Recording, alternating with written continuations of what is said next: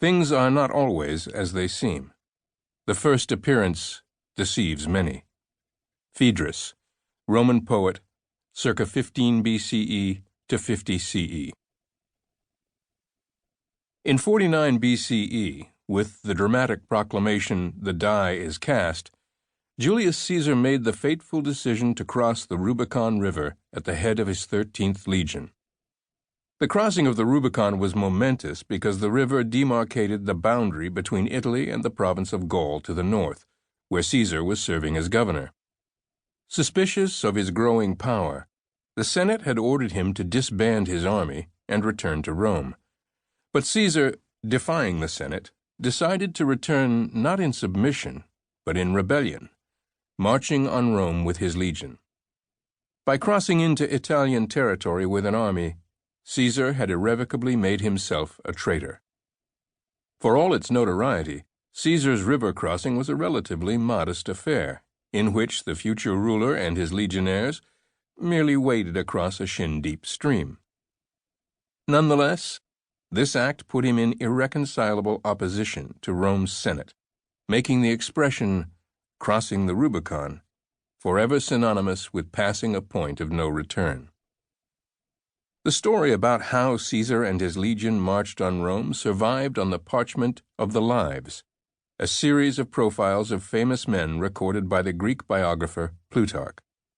Plutarch also recorded that the Senate, 5 years later, in the hope that the government of a single person would give them time to breathe after so many civil wars and calamities, made Caesar dictator for life. And yet, within 2 months, he was assassinated, the knives wielded by many of those same senators. As Plutarch explains, Caesar's pretension and the extravagance of his new title had motivated the group, including Caesar's close friend Marcus Junius Brutus, to conspire against him.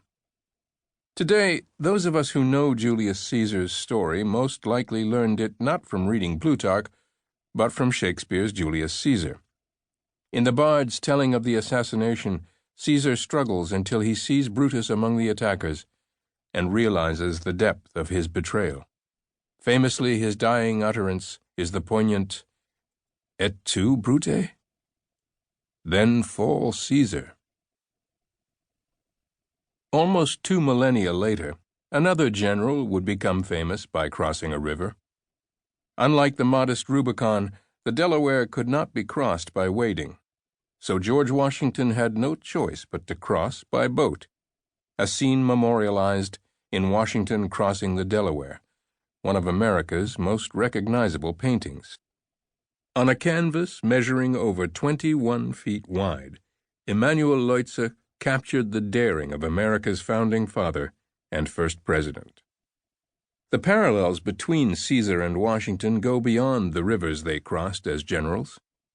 Just as Caesar's final phase of leadership was reenacted by Shakespeare through the rhythm of iambic pentameter, the final act of Washington's leadership was depicted by the playwright Lin-Manuel Miranda, who 4 centuries later chose hip-hop as the rhythm to dramatize Washington's retirement in his theatrical story of Alexander Hamilton.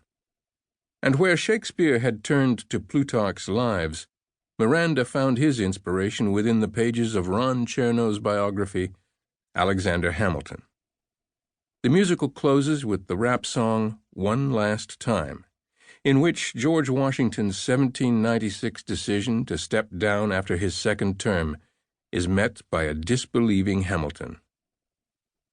Hamilton: "Why do you have to say goodbye?" Washington: "If I say goodbye, the nation learns to move on. It outlives me when I'm gone." Miranda said later that he sought to celebrate Washington's humanity and frailty, lifting up the rare example of a leader who voluntarily relinquishes power. In the playwright's drama, Washington selflessly prioritizes the fledgling nation's democracy over the pursuit of power, consistent with the Founding Fathers' legacy of leadership.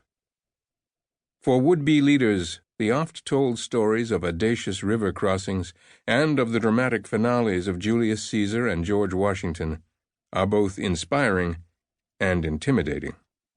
The stories would be more helpful, though, if leadership actually worked the way the legends imply.